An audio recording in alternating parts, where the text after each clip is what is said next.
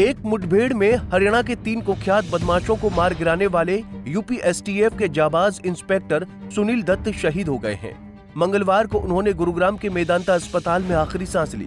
Inspector Dutt ने सोमवार रात को शामली में मुस्तफा कग्गा गैंग के 4 गुर्गों का एनकाउंटर किया था।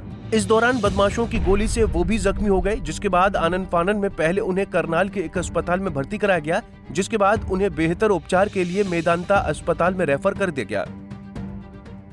ये एनकाउंटर बेसिकली यूपी के एरिया में हुआ है। उस पर डिटेल्ड वर्जन तो यूपी के जो वरिष्ठ अधिकारी हैं उनका पहले ही आ चुका है। जो अवेलेबल इन्फॉर्मेशन है हमारे पास उसमें चौसाना गंगो रोड पे कोई ईंटों का भट्टा पड़ता है, उदपुर भट्टा के नाम से।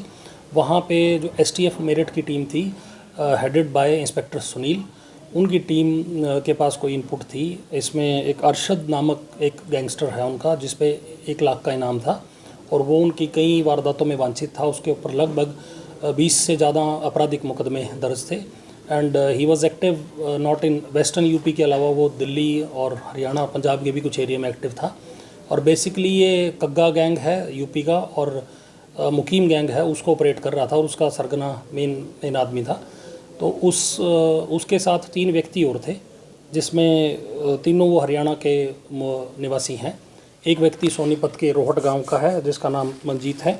2 व्यक्ति जो करनाल जिला के हैं, एक सतीश नामक व्यक्ति है और एक मनवीर नामक व्यक्ति हैं। तो ये चारों एक ब्रेजा गाड़ी में थे, जहाँ पे क्रॉस फायरिंग हुई। इन्होंने जो अपराधी थे इन्होंने पुलिस के ऊपर फायर किया और जवाबी कार्रवाई में इन चारों की भी डेथ हो गई है। जो इसमें ऑपरेशन को लीड कर रहे थे इंस्पेक्टर सुनील एसटीएफ मेरठ के, और उनको भी गोली लगी। उनको प्राथमिक उपचार के लिए जैसे बॉर्डर एरिया पड़ता है तो करनाल पास पड़ता है, तो करनाल के अमृतधारा हॉस्पिटल में लेके आया गया, जहां उनको प्राथमिक उपचार के बाद उनकी हालत गंभीर होने के कारण उनको मेदांता शिफ्ट किया गया है। और यहां से इन पुलिस प्रोटेक्शन पुलिस हेल्प के साथ उनको शीघ्र मेदांता पहुँचाया गया। बट अनफॉर्चुनेटली उनकी भी आज ड्यूरिंग ट्रीटमेंट डेथ हो गई है, उनको भी शहादत इसमें मिली है। ये सारा इंसिडेंट है। ये सतीश कौन है सर? मनवीर कौन है? सतीश ये यहाँ मधुबन के पास एक अशोक विहार नामक कॉलोनी है, उसका रेजिडेंट है और करनाल जिला का रहने वाला है। इसके ऊपर भी जैसे हमने आपराधिक रिकॉर्ड चेक किया तो 3 आपराधिक मुकदमे, जिसमें गिरोहबंदी और स्नैचिंग के मुकदमे हैं। तो ये 3 मुकदमे इस पे पाए गए हैं। और मनवीर ये पीर बड़ौली जो गरौंडा थाना के अंतर्गत एक गांव पड़ता है, ये वहाँ का निवासी है। और इसके ऊपर भी 3 मुकदमे हैं, जिसमें किडनैपिंग का भी केस है प्लस स्नैचिंग का भी मुकदमा है और लड़ाई झगड़े का है।